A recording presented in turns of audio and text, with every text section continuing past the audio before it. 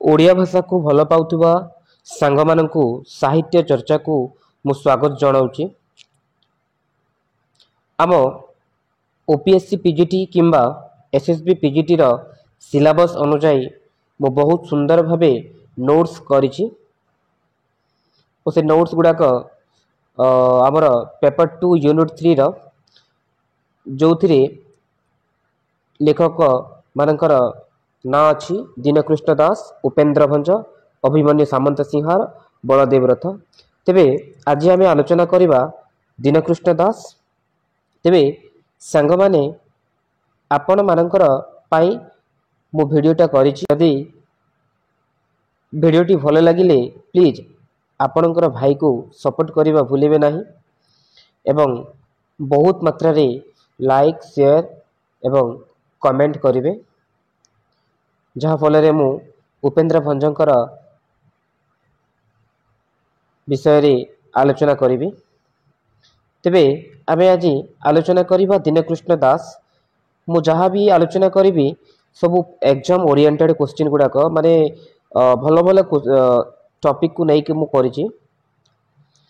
କିଛି ଇଆଡ଼ୁ ସିଆଡ଼ୁ ଫାଲତୁ କଥା ମୁଁ ଆଲୋଚନା କରିବି ନାହିଁ। ମୁଁ ଯାହା ବି ଆଲୋଚନା କରିବି ଆପଣମାନେ ଲାଷ୍ଟ ପର୍ଯ୍ୟନ୍ତ ଦେଖନ୍ତୁ। ଯଦି ଭଲ ନ ଲାଗିଲେ ଆପଣମାନେ କମେଣ୍ଟ ମାଧ୍ୟମରେ ଜଣାଇବେ ବା ଯାହା ବି କରିବେ ଆପଣଙ୍କର ଇଚ୍ଛା ସେଇଟା। ତେବେ ଦୀନକୃଷ୍ଣ ଦାସ ଆମର ୟୁନିଟ୍ 3 ପେପର 2ର ପ୍ରଥମ ଦେଖନ୍ତୁ। ଦୀନକୃଷ୍ଣ ଦାସଙ୍କର ତାଙ୍କର ପରିଚୟ: ପିତା ହେଉଛନ୍ତି ଅନନ୍ତ ଦାସ। ତାଙ୍କର ଜନ୍ମ ବାଲେଶ୍ୱର ଜିଲ୍ଲାର ଜଳେଶ୍ୱରରେ ସେ ଜନ୍ମଗ୍ରହଣ କରିଥିଲେ। ତାଙ୍କର ମୃତ୍ୟୁ କୁଷ୍ଠ ରୋଗରେ ମୃତ୍ୟୁବରଣ କରିଥିଲେ। 1710 ମସିହାରେ ମୃତ୍ୟୁବରଣ କରିଥିଲେ ଏବଂ ତାଙ୍କର ଜନ୍ମ ଅନେକ ମତ ଦିଅନ୍ତି, ଅନେକ ଲେଖକ ତାଙ୍କର ଜନ୍ମକୁ ନେଇ ଅନେକ ଲେଖକ ଅନେକ ମତ ଦିଅନ୍ତି। ଦେନ୍ ଆସିବା ତାଙ୍କର ଆର୍ତ୍ତବଲ୍ଲଭ ଦାସଙ୍କ ମତରେ କବି ଦୀନକୃଷ୍ଣ ଦାସ ରୀତି ଯୁଗର କବି, ଉପେନ୍ଦ୍ର ଭଞ୍ଜଙ୍କ ସମସାମୟିକ କିନ୍ତୁ ବୟୋଜ୍ୟେଷ୍ଠ। ଏହା ନାମରତ୍ନ ଗୀତାରୁ ଜଣାଯାଏ। ତେବେ ଏହା ପ୍ରଶ୍ନ ଆସିପାରେ ଯେ ଉପେନ୍ଦ୍ର ଭଞ୍ଜଙ୍କର ସମସାମୟିକ କବି ଦୀନକୃଷ୍ଣ ଦାସ ବୋଲି କେଉଁ ଗୀତରୁ ଜଣାଯାଏ? ତେବେ ମନେ ରଖନ୍ତୁ, ଏହା ହେଉଛି ନାମରତ୍ନ ଗୀତା। ନାମରତ୍ନ ଗୀତାରୁ ଜଣାଯାଏ ଯେ ଉପେନ୍ଦ୍ର ଭଞ୍ଜଙ୍କର ସମସାମୟିକ କବି ହେଉଛନ୍ତି କିଏ? ଦୀନକୃଷ୍ଣ ଦାସ। ତେବେ ଆଉ ଗୋଟିଏ ଦିବ୍ୟସିଂହ ଦେବଙ୍କ ମତରେ ସେ 1650 ଖ୍ରୀଷ୍ଟାବ୍ଦ ବୋଲି ଅନୁମାନ କରାଯାଏ। ତା ଅର୍ଥାତ୍ 1650 ଖ୍ରୀଷ୍ଟାବ୍ଦରେ ଦୀନକୃଷ୍ଣ ଦାସ ଜନ୍ମଗ୍ରହଣ କରିଛନ୍ତି ବୋଲି କୁହାଯାଏ। ଠିକ୍ ଅଛି। ଦେନ୍ ଆସିବା ଆମେ ତାଙ୍କର ରଚନାବଳୀକୁ ଆସିବା। ତେବେ ଦେଖନ୍ତୁ, ଭାଷାତତ୍ତ୍ୱବିତ୍ ଜନ୍ ବିମ୍ସ ଓଡ଼ିଶାର କମିଶନର ଥିଲାବେଳେ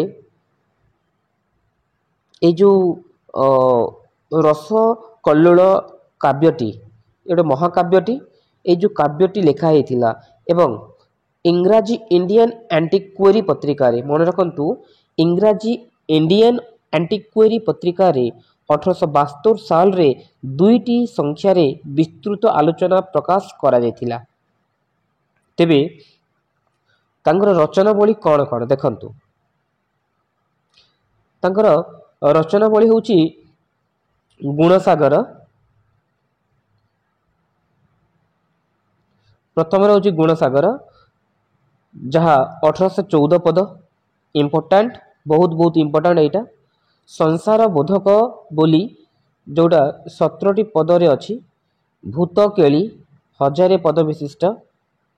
ତାପରେ ଅଛି ଅମୃତ ସାଗର ବୋଲି, ମୁକ୍ତି ସାଗର, ରସ ବିନୋଦ, ଜଗମୋହନ ଛାନ୍ଦ, ଆର୍ତ୍ତତ୍ରାଣ ଚଉତିଶା, ପ୍ରସ୍ତାବ ସିନ୍ଧୁ ଯେଉଁଥିରେ 278 ପଦ ଅଛି, ଯମପୁରାଣ ଯେଉଁଠି 12ଟି ଅଧ୍ୟାୟ ବିଶିଷ୍ଟ ରଚନା କରାଯାଇଛି।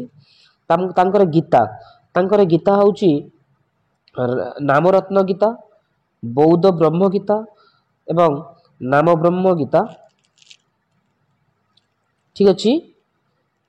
ତାପରେ ଆସିବ ତାଙ୍କର କ୍ଷୁଦ୍ର ଗଳ୍ପ, ତାଙ୍କର କ୍ଷୁଦ୍ର ରଚନା ଗୁଡ଼ାକ।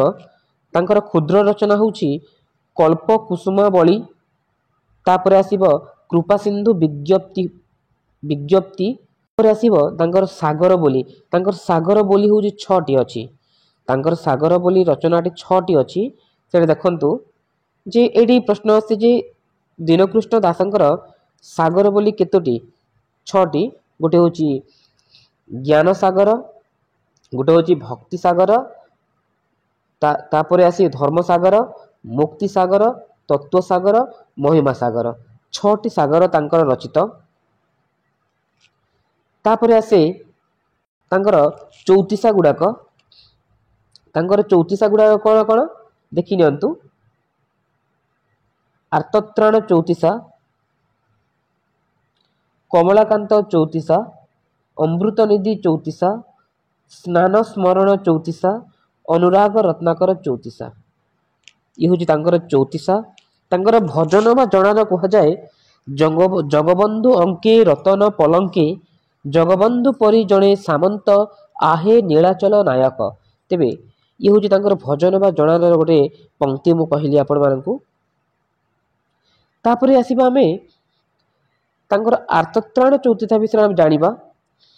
ମୁଁ ଯେତେ ବି ଆଲୋଚନା କରୁଛି ତାହା ସବୁ ଏକ୍ଜାମ ପାଇଁ ବହୁତ ସର୍ଟରେ ବୁଝାଉଛି ମୁଁ ଆପଣମାନଙ୍କୁ। ତେବେ ଦେଖନ୍ତୁ ଆର୍ତ୍ତତ୍ରାଣ ଚଉତିସା, ଏଇ ଆର୍ତ୍ତତ୍ରାଣ ଚଉତିସାରେ ଏହାର ରାଗ ହେଉଛି କ'ଣ? ଆର୍ତ୍ତତ୍ରାଣ ଚଉତିସାର ରାଗ କ'ଣ ପରୀକ୍ଷାରେ ସେ? ତେବେ ତାର ରାଗ ହେଉଛି କୌମୁଦୀ ରାଗ। ତାର କୌମୁଦୀ ରାଗରେ ରଚିତ। ଜଗନ୍ନାଥଙ୍କୁ ନିଜେ ଗରୁଡ଼ ସ୍ତମ୍ଭରେ ରହି ନିଜ ଦୁଃଖ, ଦରିଦ୍ର ଓ ରୋଗ ଶୋକ ଜର୍ଜରିତ ପ୍ରାଣର ଏକ ଅମିଳନ ପ୍ରତିଲିପିକୁ ଜଣାଇଥିଲେ, ଯାହା 34ଟି ବର୍ଣ୍ଣରେ ରଚିତ, କରୁ କ୍ଷ ବର୍ଣ୍ଣକୁ ନେଇ ରଚିତ। କରୁ କ୍ଷ ପର୍ଯ୍ୟନ୍ତ ଯେଉଁ ବର୍ଣ୍ଣ ଅଛି ସେଇଠି ତାହାକୁ ନେଇ ରଚିତ ହେଉଛି ଆର୍ତ୍ତତ୍ରାଣ ଚଉତିସା। ଆର୍ତ୍ତତ୍ରାଣ ଚଉତିସାରେ କବି କେଉଁଠି ରହି ନିଜ ଦୁଃଖ ଜଣାଇଥିଲେ ବୋଲି ପ୍ରଶ୍ନ ଆସେ। ତେବେ ଗରୁଡ଼ ସ୍ତମ୍ଭରେ। ତାଙ୍କର ରାଗ ହେଉଛି କୌମୁଦୀ। କେତେ ବିଶିଷ୍ଟ ଚଉତିସା? 34 ବର୍ଣ୍ଣ ବିଶିଷ୍ଟ ଚଉତିସା, କ ଠାରୁ କ୍ଷ ପର୍ଯ୍ୟନ୍ତ। ଠିକ ଅଛି। ଯଦି ଭଲ ଲାଗୁଥିଲେ ଆପଣ ମାନଙ୍କ ସାଙ୍ଗମାନଙ୍କୁ ଟିକେ ସେୟାର କରନ୍ତୁ। ଆଉ ଯଦି ଭଲ ନ ଲାଗିବ ତେବେ ଆପଣ ଡିସଲାଇକ୍ ବି କରିପାରିବେ ବା କମେଣ୍ଟରେ ଜଣାଇବେ। ତାପରେ ଦେଖନ୍ତୁ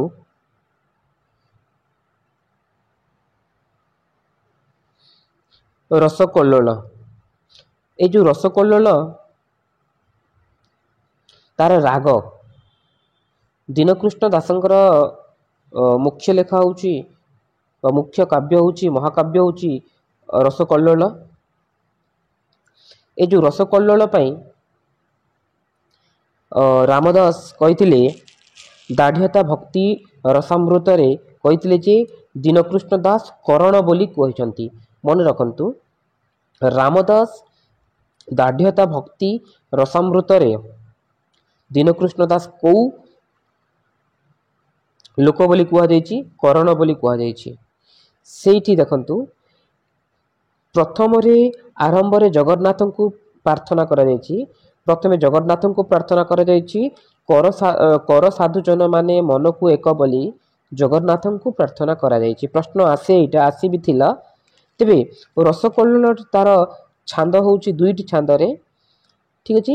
ଶ୍ରୀକୃଷ୍ଣଙ୍କ ନାମକରଣ ଓ ଅଷ୍ଟମ ଗର୍ଭ ନଷ୍ଟ କରିବା। ତେବେ ଆମେ ଜାଣିବା ଏହା କ ଆଦ୍ୟ ବିଶିଷ୍ଟ।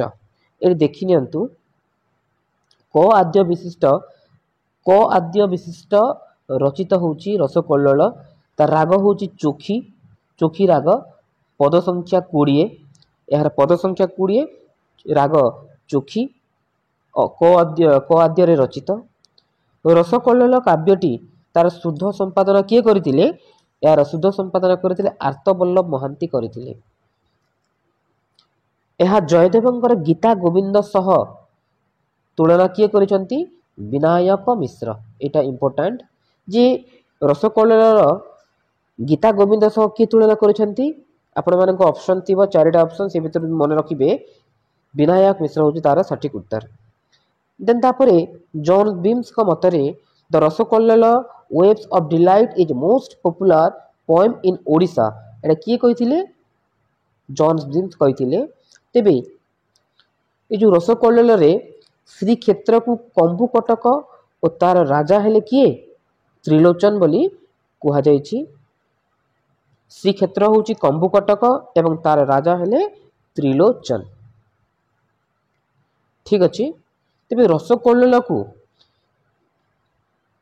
रसकल्लोल रे केतोटी छांद विशिष्ट बा केतोटी छांद अछि आपण जदि जानि छन्ते तेबे निश्चय कमेंट बॉक्स रे जणाइबे नचेत आपण जानि नाहंते तेबे भी कमेंट बॉक्स रे जणाइबे मु तार उत्तर दे देबी। ठीक अछि। एथिरे तार छांद 15 कथा कहूची छांद 15 रे कोन कहै जायछि जे ग्रीष्म ऋतु गोपी मानकर जमुना रे जल क्रीड़ा करिबा सेठी श्रीकृष्ण तांको वस्त्र हरण करिसंती एवं तार राग होची बसंत बराड़ी राग बोली कुहा जायछि। ठीक अछि। छांद 15 रे ग्रीष्म ऋतु आपण मने पकाइबे ग्रीष्म ऋतु गोपी मानकर जमुना रे क्रीड़ा जल क्रीड़ा करिसंती एवं सेठी वस्त्र हरण करा जायछि श्रीकृष्ण को द्वारा तार राग होची बसंत बराड़ी। छांद 16 रे ए जो छांद 16 रे कोन करा जायछि वर्षा ऋतु कथा वर्णना करा जायछि तार राग कोन तार राग होची पहाड़िया केदार राग एटा होची 29 पद विशिष्ट एवं छांद 34 रे कृष्ण रोगर ओ गोपपुर श्रीहीन बा अपरिष्कार विषय रे वर्णन करा जायछि तार राग होची बराड़ी राग। ठीक अछि। तापर आसीबा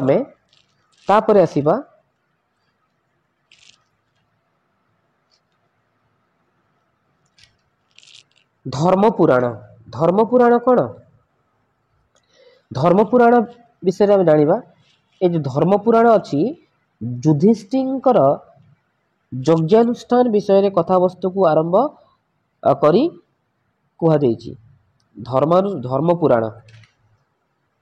धर्मपुराण रे युधिष्ठिर यज्ञानुष्ठान विषय रु कथा वस्तु को आरंभ करा जायछि जोथिरे कुबेर होची श्रोता एवं कृष्ण होची वक्ता परीक्षा रे सेटा। तेबे तापर जमपुराण को द्वितीय गीता बोली कुहा जाए। जमपुराण रो अन्य ना कोन द्वितीय गीता। ए जो द्वितीय गीता बा जमपुराण 12 अध्याय विशिष्ट एहार नवाक्षरी वृत्तरे रचित ओ नारायण वंदना रे आरंभ करा जायछि जमपुराण को। जमपुराण रो 12टी अध्याय विशिष्ट तार वृत्त होची नवाक्षरी वृत्त एवं तार प्रथमे नारायण को वंदना करा जायछि।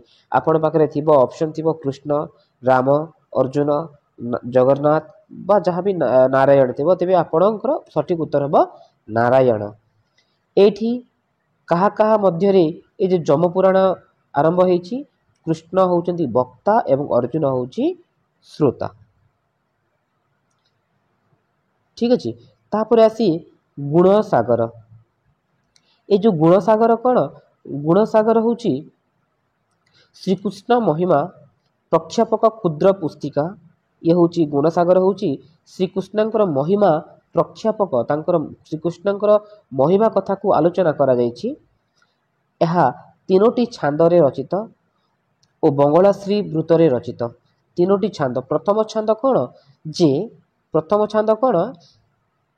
कृष्ण दूत उद्धवଙ୍କ मथुरा गमन करिसंती। कृष्ण दूत उद्धवଙ୍କ सह मथुरा गमन करिसंती। तापर द्वितीय रे गोपांग सह भक्ति सृष्टि हेछि। 3 नंबर रे अछि ज्ञान आलोचनार विषय रे रचित ए जो गुणसागर। तापर आसे प्रस्ताव सिंधु। ये जो प्रस्ताव सिंधु कौन प्रस्ताव सिंधु हूँ दीनकृष्ण दासंकर आउ गोटे लेखा। तो प्रस्ताव सिंधु चाणक्य नीतिर अपूर्व कृति होउची एही काव्य। एठी बाल गोपाल को स्तुति करी एही ग्रंथ रचना करा जायछि बा रचित करा जायछि। बाल गोपाल को स्तुति करी चाणक्य नीतिर अपूर्व कृति रे एही प्रस्ताव सिंधु रचित, जो वशिष्ठ ऋषि वक्ता एवं श्रोता होछि किए महाराजा दशरथ, तार श्रोता वक्ता होछि वशिष्ठ ऋषि प्रस्ताव सिंधुर। तापर आसीबो नवकेली। ए जो नवकेली कौन नावकेली नावकेली नावकेली रे कौन नाव माने कौन नौका। तेबे श्रीकृष्ण कौन करथिले उत्कलर गाँ गहली रे सुपरिचित ए जो नावकेली श्रीकृष्णकर नाउरी बेशरे चटुल वर्णना कथा कुहा जाइछि, जोथिरे वृद्ध कैवर्त बेशरे राधा और गोपांग मानंकु नौका विहार करिवा कथा एठी उल्लेख करा जाइछि नावकेली रे। तापरे आसे भूतकेली। ये जो भूतकेली कौन भूतकेली रे प्रीति विनोदिया कृष्ण श्री राधांक सह अंग संग हेबा पई भूत रूप धारण करी 3 दिन चंद्रसेनपुर रे अवस्थान करथिले। प्रश्न आसे एमितिका जे भूतकेली रे श्रीकृष्ण चंद्रसेनपुर रे केते दिन रहिथिले 3 दिन। ताहार वक्ता होउचंती सुखदेव एवं श्रोता होउचंती परीक्षित। तार 14 अक्षरी वृत्तरे रचित। तो कौन होइथिला कृष्ण निजको भूतकेली रे जितेबेले राधा को जगुआली भाव रे चंद्रसेन तांको जगी रही से समय रे भूत आकार रे तांको डरैबा जोगु चंद्रसेन सेठु पलायन करथिले एवं श्रीकृष्ण कौन करथिले कृष्ण निजकु चक्रधर कहिले राधा कटाक्ष करी कहउचंती कुराल बोली। एटा मने रखंतु बहुत बहुत इंपोर्टेंट। कृष्ण निजकु चक्रधर कहिले राधा कहउचंती तांको कटाक्ष करी कहउचंती कुराल बोली।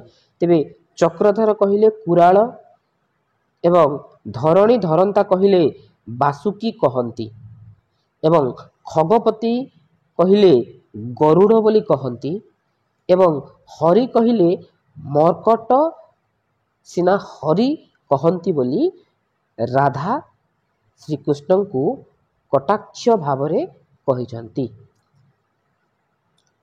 तापर आसीबा में तार नेक्स्ट परवर्ती माघ महात्म्य। ये जो माघ महात्म्य होची माघ महात्म्य पुराण शैली रे रचित उच्च कोटिर रचना। तार भागवत वृत्तरे व्यवहृत 31 अध्याय रे रचित माघ महात्म्य तार भागवत वृत्तरे रचित। तो प्रश्न आसी माघ महात्म्य कौ शैली रे रचित पुराण शैली रे तार 31 अध्याय अछि एवं भागवत वृत्तरे ताहा रचित। यार श्रोता किए ताहार श्रोता होची उद्धव एवं वक्ता होची कृष्ण। शेषरे आसी कमलाकांत चौतीसा। ए कमलाकांत चौतीसा होची एक सामंतवादी चेतनार प्रतीक। तार रस होची श्रृंगार रस। एथिरे काम चेतना रे जर्जरित कृष्ण नायक नायिका राधांकर अंग ज्योति और तांको अभिमानिनी रूप को प्रतिपन्न करी कहिसंती ताहाकु नै कि कमलाकांत चौतीसा रे रचित। तेबे तांकर आउ गोटे लेखा होची अलंकार बोली। तांकर अलंकार बोली रे श्रीकृष्ण को सुना बेश रे सजई सुना बेश रे तांको देखी रचना करा जायछि। तेबे मु जहाँ भी आपण मानक पाए नोट्स करिथिली ताहा ଅତି ଚମତ୍କାର ଥିଲା ଏବଂ ତାହା ପରୀକ୍ଷା ପାଇଁ ଆପଣମାନଙ୍କୁ ଉପଯୋଗୀ ହେବ ବୋଲି ମୁଁ ଆଶା କରୁଛି। ଯଦି ଏହି ନୋଟ୍ସ ଆପଣମାନଙ୍କୁ ଭଲ ଲାଗିଥିଲେ ଆପଣ ନିଶ୍ଚୟ କମେଣ୍ଟ ମାଧ୍ୟମରେ ଜଣାଇବେ ଏବଂ ମୁଁ ତାର ପରବର୍ତ୍ତୀ ଭିଡ଼ିଓ ନେଇ ଆସିବି ଉପେନ୍ଦ୍ର ଭଞ୍ଜଙ୍କର, ଅଭିମନ୍ୟୁ ସାମନ୍ତ ସିଂହଙ୍କର ଏବଂ ବଳଦେବ ରଥଙ୍କର। ତେବେ ରହୁଛି, ନମସ୍କାର।